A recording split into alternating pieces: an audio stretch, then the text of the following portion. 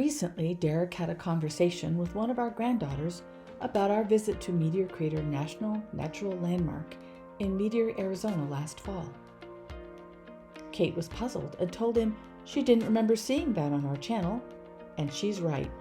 We weren't quite as adept at taking video at the time, and we totally spaced, no pun intended, mentioning our Meteor Crater excursion. So let's fix that.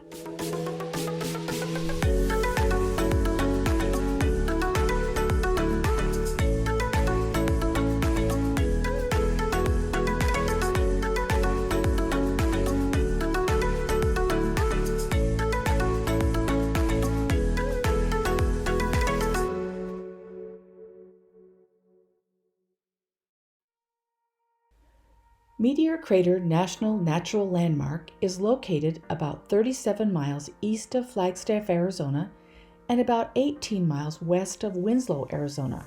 Yes, that Winslow. Unlike most national parks, monuments, etc., this site is privately owned. More on that in a minute. At 3,900 feet across, Meteor Crater spans almost 3/4 of a mile and is about 560 feet deep. The rim of the crater rises over 148 feet above the surrounding desert.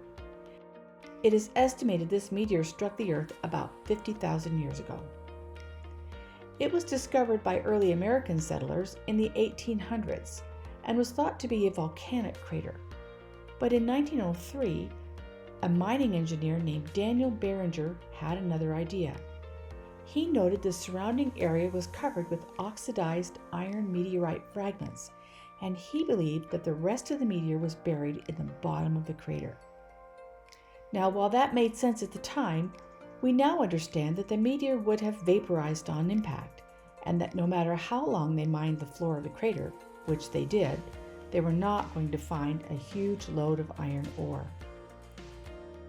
Barringer received a land patent from President Theodore Roosevelt, and he and his team worked the area for a number of years, searching for the 100 trillion ton meteorite they believed was there.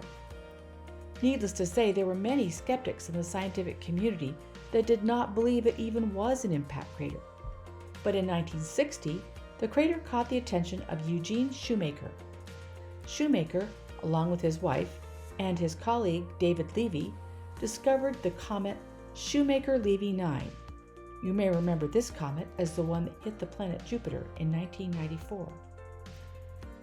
When Dr. Shoemaker looked at the crater, he knew it was an impact crater and estimated the meteor would have had to have been about 160 feet across and was traveling somewhere between 29,000 miles per hour and 45,000 miles per hour. And when it slammed into what is now the Arizona desert, it vaporized, leaving a nearly mile-wide crater for us to wonder at. The ore that Barringer found scattered around the region that he thought pointed to a larger piece inside the crater was actually pieces that were shed by the meteor as it careened out of the sky before it hit the Earth. The crater is still owned by the Barringer family, and they are committed to its care and keeping. There is a very nice visitor center at the rim of the crater with exhibits and films. Several times a day, you could take a guided tour out onto the rim itself. You may not go out without a guide. That tour is about an hour long. Derek took the opportunity to go. I was still recovering from my broken leg, and he really enjoyed it. The hours of operation are from 7 a.m. to 7 p.m., and while it is currently closed due to COVID-19, it is scheduled to reopen May 21st, 2020. Check the website for details. There is contact information there to help you get the latest info. We do recommend a stop at Meteor Crater.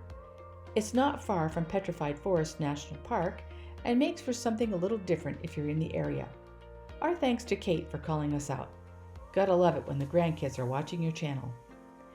If you haven't seen our Petrified Forest video, I've linked it here and in the description. And if you like this video, give us a thumbs up. Hit that subscribe button and the little bell to get notified whenever we upload a new video. And until then, restless friends, stay safe and take care.